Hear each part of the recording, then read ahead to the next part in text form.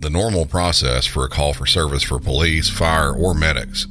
Some sort of an incident would happen. You would call 911 or the non-emergency line, talk to a dispatcher. They would process the call, and then the appropriate units are sent to whatever address or location that was given. Pretty standard, and that's what usually does happen. That follows the script of many movies and TV shows. But most people don't think of responders who just roll up on something as they're driving or while they're out on the streets doing something.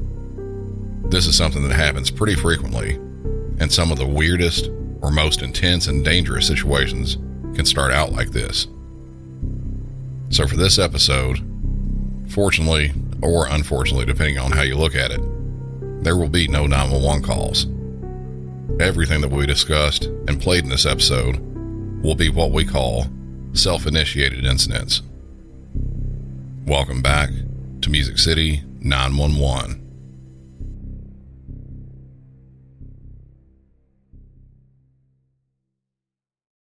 The first incident we're going to talk about starts out just like I described.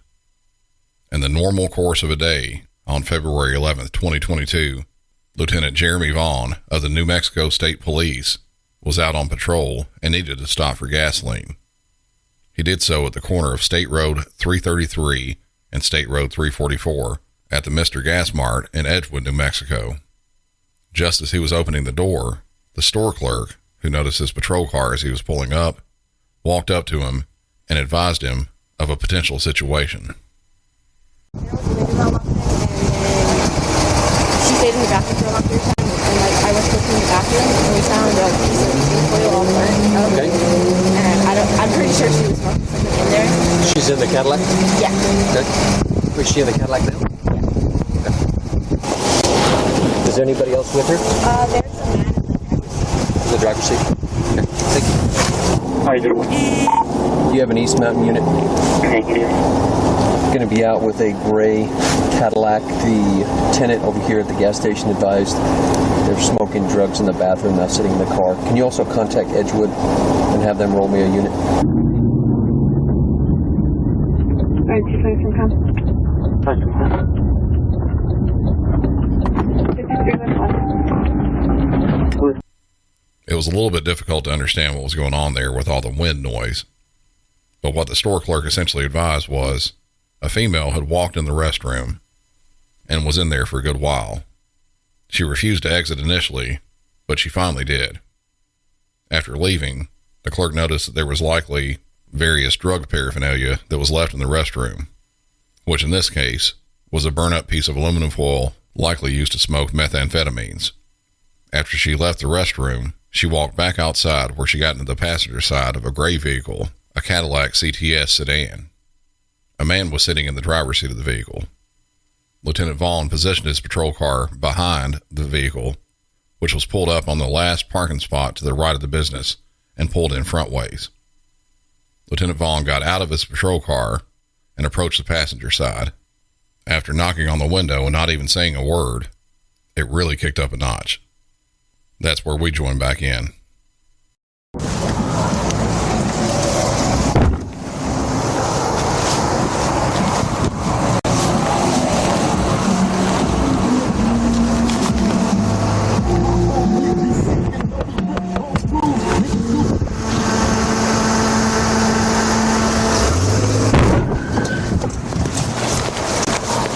Lights are one said Tommy's attempting to flee, ran my car. 10-4 is all 10-4.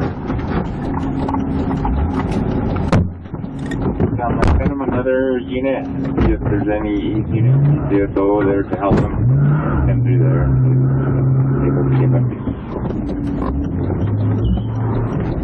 525, can you head out to 50120? Send from all units there, send via the Roger, I can head that way.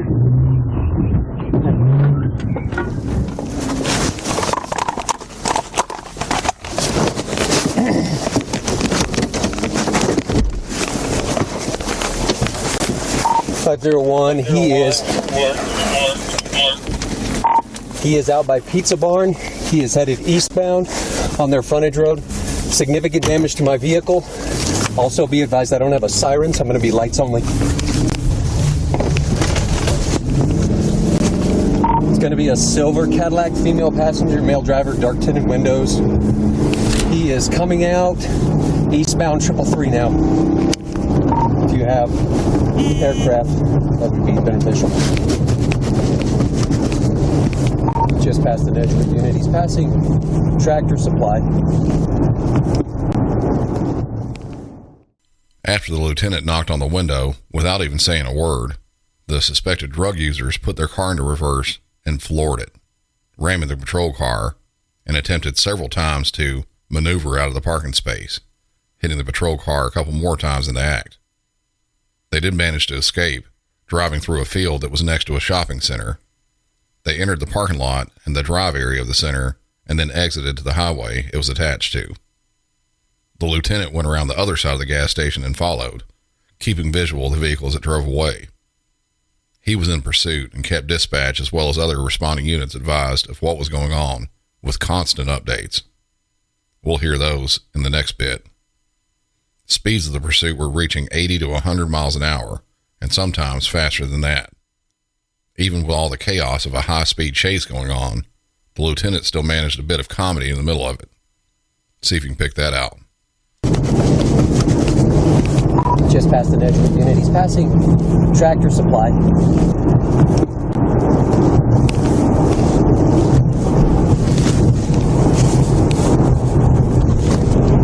501 inbound traffic is light, eastbound about 80 miles an hour, and no obstructions in the roadway. Initial call was the drug use in the bathroom.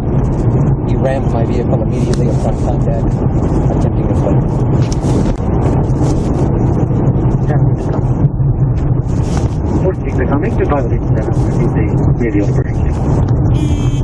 Wrong side of the roadway, back in this lane. 7.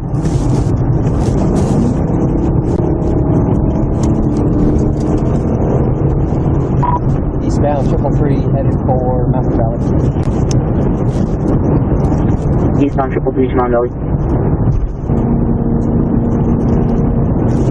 501, just to confirm your direction of travel, you are going eastbound, correct? Apologies, I am westbound. I am westbound now. Sorry about that. Coming up on Mountain Valley. Westbound to Mountain Valley, 10-4. 10-4. He is driving pretty carefully. He is above the speed limit, about 70 to 80 miles an hour, but he is driving pretty carefully. 10-4, 70 to 80, driving carefully. With a few exceptions. He's going the wrong way. 10-4. Also be advised, I've got my siren back. 10-4.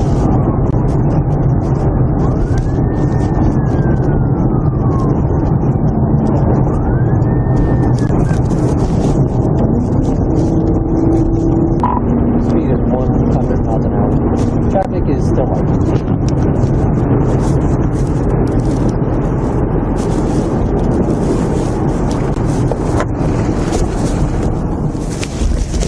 Though it was very hard to hear with all the road noise, the lieutenant was keeping on with all the updates, at one point saying that the suspects were going 70 to 80 miles per hour and driving pretty carefully. Just as he said that, the suspect vehicle veered over into oncoming traffic of the two-lane road and nearly went head-on with another vehicle.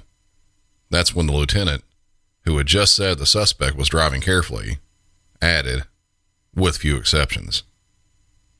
Still driving at a high rate of speed going westbound on State Road 333, the chase is approaching a turnoff for the Cedillo Hill Bridge. The Cadillac failed to negotiate the turn correctly, and Lieutenant Vaughn saw an opening for a pit maneuver, pit being short for Pursuit Intervention Technique. This is where an officer would approach a suspect's vehicle from one back corner of their car and use a patrol car to push the pursuee's vehicle sideways and cause them to spin out. We'll jump back into the audio just as this is happening.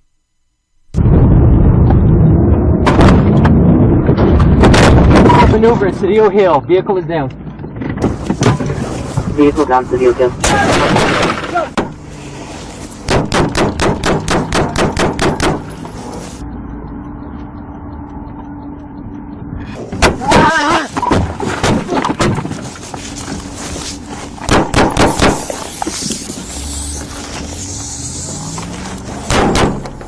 he's going west last. You said those in the area to help him. CENTCOM, shots fired, I'm down.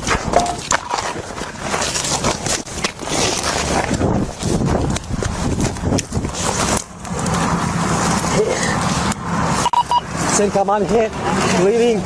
Subjects are fleeing west. Female and a male. Send me a 55. Yeah, person with 55. 501 is everything. I'm bleeding. K91, put me on it and advise hit by what? Gunfire? 49. We got gunfire on the overpass to City Hill. 501, do you have weapon description? Negative, but I'm hit. Please send me a 55. Direct. 46 now.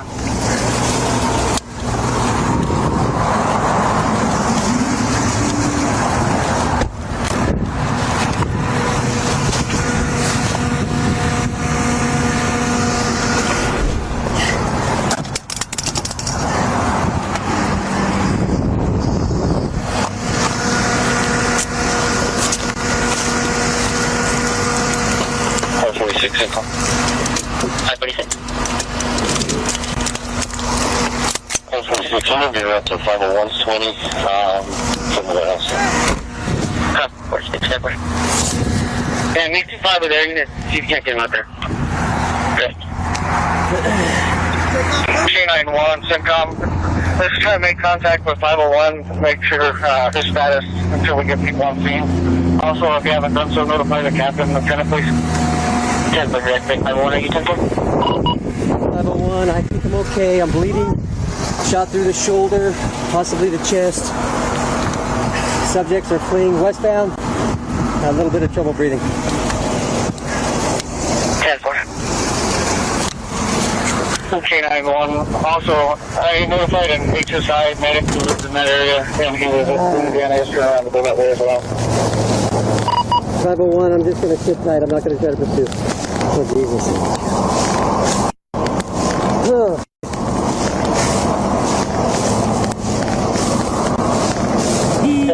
Just confirming you're last 20 or 30 Hill and Mount Road. That's affirmative. Cedillo Hill overpass over I-40. It's right next to the Cedillo Hill truck stop.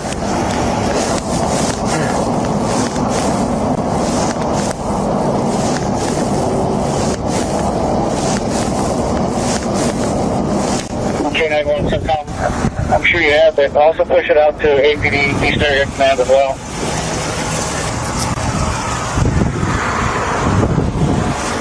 Yeah. 10-4. Big S, high vehicles here. What do you need next back? Did you hit you, man? Yeah. Okay. Cool. All right. Hold my hand. 1447. Hold my hand. 144. Sit down. Hold my hand. Authorization from 113. What do you see? Tell me what you see. Any injuries? Yes. Okay. You hit right in the neck. Is it bleeding a lot or just a little? It's bleeding. People that were close to the crash and then shootout started walking over to check on the officer. He was hit multiple times and started asking about his injuries. He wanted details on it, not simply out of curiosity, but because before he was a police officer, he was an EMT. He wanted to know how to treat the wounds until medics arrived.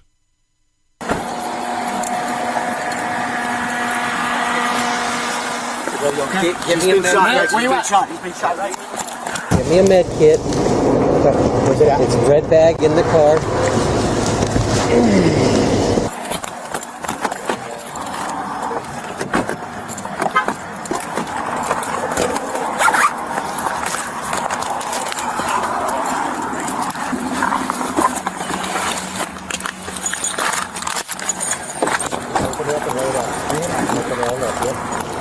Alright, man, he's hit right in the neck, right here, about it. Give me some pressure on it, okay? Alright.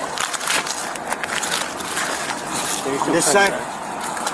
Open this trap off and put it in there. He's hit. He's not bleeding out anymore. He already stopped. Help me get this vest off and just understand. Hold on. The Velcro's like this on the other side. Pull it off very careful because it hurts. With the 28 of Royal Boy Lincoln 913. Last seen traveling westbound from... Right here in the neck. Give me that radio. Can I help in any way? I saw that. Just watch traffic for us. Please. Stop them from coming through. Make them go that way. Radio. 501, I've got some help here. No, he's here, right here in his neck, man. Where are they going to be at? Bullet holes right there. He's got a bullet hole right here, guys. I don't know if it came out the back, but It feels like it hit my scapula, brother. Yeah, it's right Still here. in there. I just got trauma shears and cutters. Feels like it hit my scapula in the back, and that hurts. All right, give me a gauze and also a Vaseline gauze too. Gauze bandage. He's right up that way, guys. Still. There's a female and a male. I don't know much about them. Any difficulty breathing right now? What's your name? Jeremy. Jeremy, you having any problems breathing? A little bit. It's just that scapula really hurts, guys. Hurts in the back? Yeah, let's get the gurney. The bullet hit the scapula in the back. I just want to make sure this guy ain't shooting still. Yeah. We're all from. Right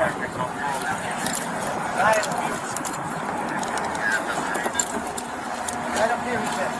Okay, I'm gonna get some more units over here. Can we get out of there through there, or do we have to go down? Yeah. Chest pain on this side, guys. Okay. I can't tell you if difficulty breathing is just stress or anything. Okay. We're gonna get you going. Thank you guys for coming so fast. Give me that radio, guys, just real quick, and we'll tell them what they need to know. It's right there. 501. The vehicle is here with me. The subjects are on foot. They are eastbound from this location, and I'm going to go with the ambulance now. After the medics got on the scene and loaded him into the ambulance, it turned out they knew him pretty well. What's up, Dylan? Hey, how's it going, man? Fudge, man. Yeah, not the best morning. If it hadn't hit the scapula, Yeah. Okay. I don't think we'd be as upset here. It's just the one shot, right? I don't know, buddy. Okay. You want to take stuff off and find out? I'm happy to rock and roll with you. Okay. No, there's no exit wound. He's got his wound right here. Okay. No difficulty breathing? A little bit of difficulty. I couldn't tell you if it's stress or worse. All right, no problem. Thank you guys for coming. Yeah, of course. My wife is going to be pissed. They always get mad. Fudge! Did you ever get some shots up on this asshole? Oh, hope so. The video will be interesting. Good. I'll tell you what. You ain't gonna get away with it. I'm grateful for some training, man. Yeah. Back at the scene of the shootout, witness statements begun. Officers were trying their best to figure out who these suspects were, try to set up a perimeter to catch them, and if that failed, have some sort of description of what they looked like. The info that was given was pretty sparse. Okay, but you didn't see anything? I'm positive it was two people exited that vehicle. But you couldn't see what they looked like? Nope. Tattoos, One positive male. The other one, all I saw off of that was something red getting thrown in the air and someone stumbling through the snow. Okay. Do you think you could identify the male suspect from a photo lineup? Not to stand up in a court of law. Okay, so it'd be like on a scale of 1 to 10. I'm on a fire possible 3. Okay. I could see them. I could see both of them. But I did recall he had his pistol out. He was carrying his pistol with him. I did not recall her carrying a pistol. I didn't see anything in her hand, but he definitely had one. It was, a good-sized handgun. Any, descriptions as far as their height, weight, or did they look thin? Average, just from the distance, and I was asked that earlier, and I'm still thinking, he probably wasn't exceptionally tall or small, was short, so I'm guessing he may have been 5'10". She probably a little bit shorter. Well, I know she was shorter. And then they just kind of ducked down into the trees. I went directly north, or they could have kept going east, just in the tree line. Okay. He was kind of waiting on her. She was, following behind him because she got out second, and he kind of waited on her to catch up a little bit, the whole time with his gun out.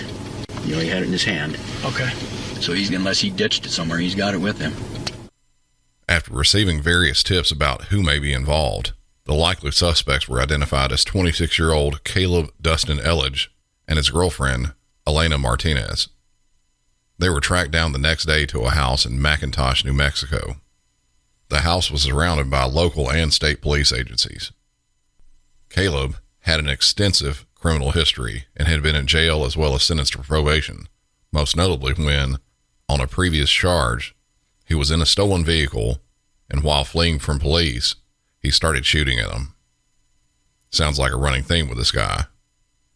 Knowing about his past as well as that he just shot an officer, police did not want to take any chances. They used tear gas to get him out of the house. He was taken into custody and transported to the precinct where he was questioned. Unlike most episodes I've done, there was a released copy of that police interview. Something to think about while you're listening to this. The lieutenant, when all this first started, simply pulled his patrol car behind the suspect's vehicle and knocked on the passenger side window without saying a word. Y'all heard that. You could also hear how calm the lieutenant was during the pursuit as well as after he had been shot and was laying on the ground. Just keep that all in your head while you're listening to this. We appreciate you talking to us, but before I do, I have some rights I want you to know, because you have rights and I want you to be aware, okay? So you have the right to remain silent. Anything you say can be used against you in a court of law. Do you understand what I have told you? Yeah. Having these rights in mind, you want to talk to us now? Yeah. All right. Obviously, you know why we're here. There's an incident that occurred. Yeah. Yesterday, actually. I'll tell you guys, I'll explain to you guys from the very beginning. Yes, okay? I'll be 100% honest. Yes, sir. Okay? Yes, sir. My girlfriend, me and her, we were kind of just, arguing a little bit or whatever. She went in the gas station. They said she was in there doing drugs. When she went in there, she was crying in the bathroom, whatever. Who's your girlfriend, just to clarify? Alana. We're sitting in the parking lot, and we're doing our scratches and stuff. And we're there for like 45 minutes, whatever. We don't know what we call the cops. You know what I'm saying? But that officer came up violent right away. He just started banging on the window, trying the door handle to get the f*** out of the car. He said, get the f*** out. Hey, he's saying, I backed up. I took off. It freaked me out. And so I was like, whoa, I'm on the run. You mean? It just freaked me out, though. You know what I'm saying? And so I fled. I backed up in his car. I fled. He chased me. And he just you mean? He started trying to ram me. He hit me, trying to make me wreck me. I take that as the threat. He hurt me. You know what I mean? And so finally, I take a right. I turn. He puts me up against the bridge. You know how we are, you know what I mean? I'm not trying to go to jail, you know what I'm saying? We're not trying to, you know what I'm saying? But like at the same time, I'm not trying to hurt nobody, you know? But then like officer was violent, dude, you know what I mean? Like he was I do was violent, right then, I told my chick to sit back and I just started shooting, you know what I mean? I didn't even aim, I just stuck, you know what I mean? So I was trying to get him, maybe hit the floor, so I could run and get away, you know what I mean? Get away, or, you know what I'm saying? I don't know. I don't know, dude, I wasn't trying to hurt the dude, you know? I know he was trying to hurt us, though. And where did you get this gun at? I bought off a friend, man. I mean, I won't say too much on that one, you know what I mean? But I got it in the streets, you know? Okay. And where is that gun now? I don't know where it went last. I gave it to somebody. They were going to get rid of it, and I don't know where it went from there. Can you tell us who's that somebody? I can't do that. I mean, because that gets me in trouble, you know? Like, where were you at when you handed over that gun? Where they got me this morning. Okay, at that residence? Yeah. Okay. So where did you look at the officer at any point? No. Opened my door, there was the guardrail, and then there was this little hill, and I ran into the field, and I went down the little hill onto the freeway. You know what I mean? As soon as it was done, I opened my door and I went that way. You know what I mean? I didn't even try to look. I remember running away, knowing I made a mistake, you know? So how did that happen, or what were you trying to do at that point when you got to the freeway? First I was trying to flag people down to get a ride, you know? And I did it. And then I honestly, I hid somewhere, you know? I'm not going to wrap myself out and say where, but I hid somewhere and waited it out so I could move around, you know? So you hid it somewhere around that same area where the incident happened? Mm-hmm. And how did you get from them there to where you were arrested? Well, later on I was walking, and another homeboy was walking, and I used his phone, and I called somebody I knew, you know? Okay. So somebody picked you up? Yeah. And they took you where? The residence where I got picked up. So from there you went directly to the residence? And who was that? I mean, obviously with the investigations, the name is probably going to come up at some point. I just want to see if you could help us out with who was that person that took you to the residence? I can't say that. Okay. So I'll just talk a little bit about about your girlfriend. So you said she was in the passenger seat when all of this thing happened? Yeah, she's telling me to stop, baby, just stop, baby, stop. She's innocent in all of it, dude. This girl, she's innocent. So when the cops came over this morning, did you comply and come out and give up, or what happened? I was sleeping when they came over. I mean, and finally when I had realized that there was the cops, they had already threw the. I mean, I heard them bust out the windows. They threw those things in there, and man, I couldn't breathe. The house was bad. Gas in there and stuff, maybe? Okay. Yeah, the gas heavy. It was bad, and then. Who all was in there? Just you and Just me and Alana. Right. And I had to feel, I couldn't see, I couldn't breathe, I was passed out. But boom, I found the back door, I opened the back door, and I hit the floor, boom, I came out right away, I was like, all right, But you knew it was the cops. Right? Yeah, You don't think she was using drugs in that bathroom? No, I know she wasn't, because I had all the drugs, Okay. What do you use? Blues or what? Fentanyl? Yeah. Blues. What about her, same? Yeah. How bad of a habit you guys got? Bad. I mean, I know you wanted to, maybe protect these people, but we did talk to some people, and we found out who gave you the ride. And I mean, we found out it was Layla and Danny. Layla is Caleb's aunt. So we found that out from different information we had, and I know you told me like if we were able to find that out, you might be able to confirm that with for us. No, bro, I'm telling you right now. I'm telling you right now, it wasn't Layla. And I mean, something that we really need, especially so we're not digging up in anybody's business, is that gun. And I know you don't want to give anybody away. All we need is that gun. Like, we don't want to go out and have to look into that gun, and then we find out some other stuff. People that you give that gun to are doing that. We don't care about that. We just want to get that gun for probably for this investigation. Yeah, I don't know where it's at right now. Okay, so that's because same thing, that we have information that Layla has that gun, and we know she's maybe involved in some stuff. We don't care about that. We just care about the gun, and we don't want to get her mixed up in Yeah, no, she don't have a gun. And all I'm gonna say is a male has the gun. It's not her boyfriend. All I'm gonna say is a male has the gun. Randy has nothing to do with it. Okay, so we're gonna have to go out there and try to investigate different people that might have it, and we don't want to mess those guys if they have nothing to do with it. That's why I want to give you this opportunity if you know who it is, so we don't mix up other people. That's what it is. 'Cause I know you really fight like your auntie, right? You want to protect her, so if you know who you give it, so we don't have to mess with that. The gun's in that house somewhere, bro. That was just that. Okay. I don't remember where. I remember waking up. And it wasn't right next to me anymore. Where I put it. It was gone. But it's in the house somewhere. So where did you last saw it at? I was in the living room asleep on the recliner. The living room. Caleb Dustin Elledge was charged with assault with intent to commit a violent felony on a peace officer, aggravated battery on a peace officer, possession of a firearm or a destructive device by a felon, tampering with evidence, and criminal damage to property. Those charges were later dropped when he got a federal charge of felon in possession of a firearm. As a plea deal, he was sentenced in 2024 to 9 years in prison. The state of New Mexico is still floating around the idea of adding the previous charges I mentioned, which would extend that sentence. His girlfriend Elena was charged with harboring and aiding a felon. I wasn't able to find out if she had been to court or if any verdict was levied against her or if she was sentenced to anything.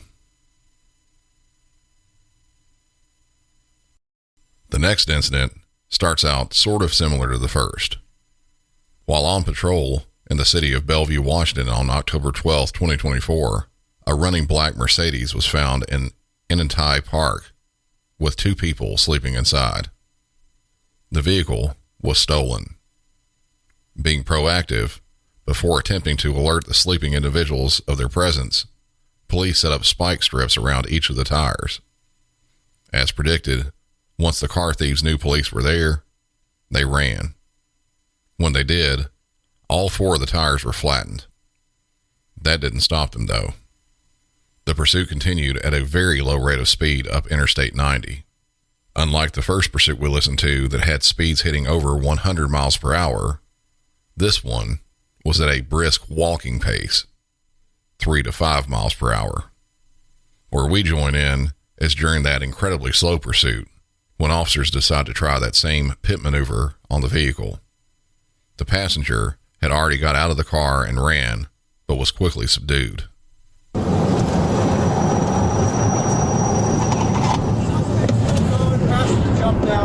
Spike strip is up here. Okay, is he still in the car, or there's just a passenger? One out of the car, one out of the car. Okay.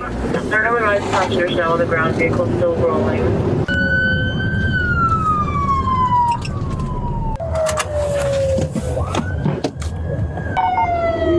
We're behind the vehicle. We're going about 5 miles an hour, and he's coming to a stop. 9160. He's still rolling. I could attempt to try to do like a slow pit on him, see if he'll come to a stop.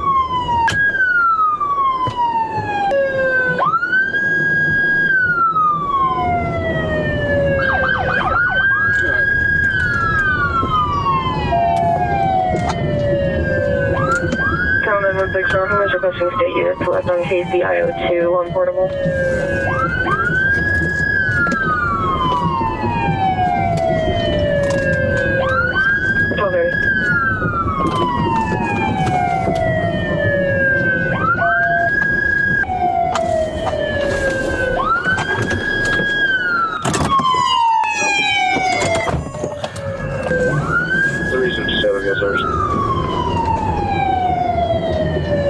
So he's still rolling. I attempted a couple slow pits, but not really going quick enough for him to slide out or anything.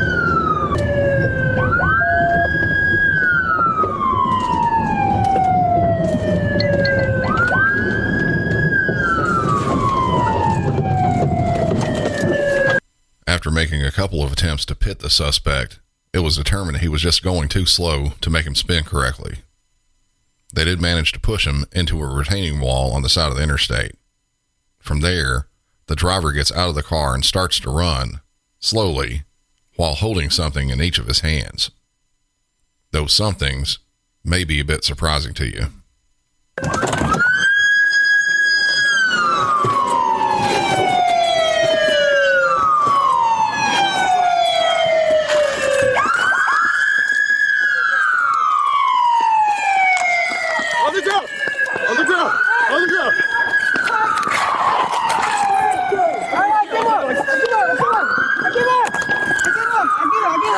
I got it. As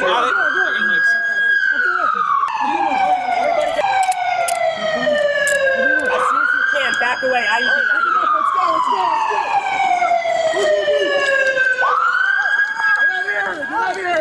Again, it was a little bit difficult to hear what he was saying, but he said 3 letters. IED. Improvised explosive device.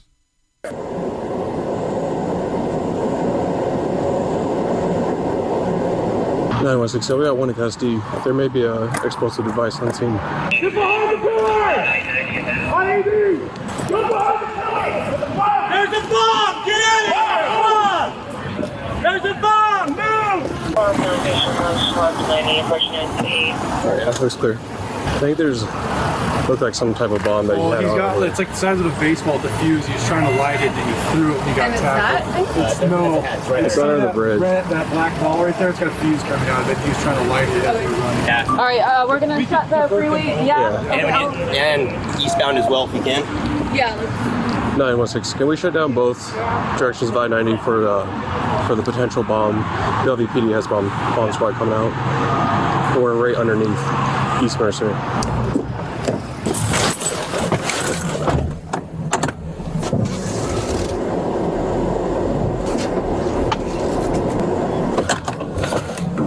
If North could help shut down East 92 Island Crest, we probably don't want any traffic going over East Mercer at this time. Let's back up for it. Okay.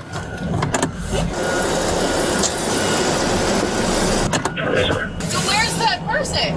They got him. We got him in custody. Where's the other one? They got him back there, further back. And then so he fled and he had a bomb in his hand and he tried to light it? Yeah, it happened very fast, but yeah, after we got him in custody, it looked like a little just circle bomb looking thing with a wood come out of it. I guess he's trying to light it. Where is it? I don't see it. It's in like the HOV lane. Oh, wow. So did a pit on the car at like 4 miles an hour, super slow. I don't even know if there's damage to the car yet or anything, but dude took off after that, and he has like a little, I don't know, would it be like a pipe bomb on him or whatnot? So as we're like chasing after him, he tried to like light it off, and we got him in custody, and we just left it out there in HOV lane right now, and it's right underneath East Mercer, and then we backed up from the vehicle in case he has other explosives in there or whatnot. But Bellevue has their bomb squad team en route to clear the car and clear the grenade or whatever he has on him. All right. What a mess. Yeah. Who were you talking to? Sarge, yeah. Did you pit the guy? Yeah. Hey, look at my car. As you could hear from the description, the suspect got out of the car with a bomb in one hand and a blowtorch in the other, trying to light it around the officers. The area around the bomb, as well as the car, was blocked off to prevent any officers or the public from getting anywhere close to it. The bomb that was nearly lit was a tennis ball that had been crafted into a bomb and a fuse added to it. I'll not go into how it was made, as I don't want anyone to have that knowledge, but I'm sure you can probably imagine.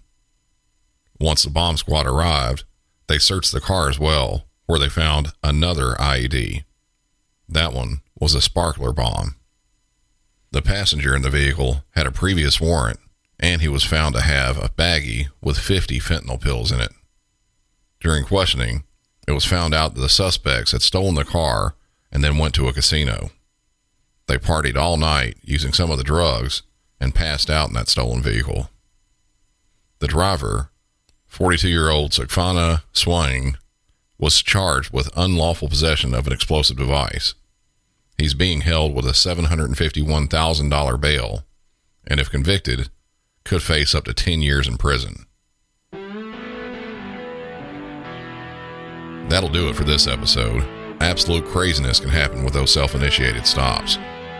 As always, follow the show on all social media, send a family member, friend, or coworker a link to MusicCity911.com and tell them about the show, and give me a good 5-star rating and review on whatever podcast app you listen on. Until next time, for Music City 911, I'm Brandon, and y'all have a good one.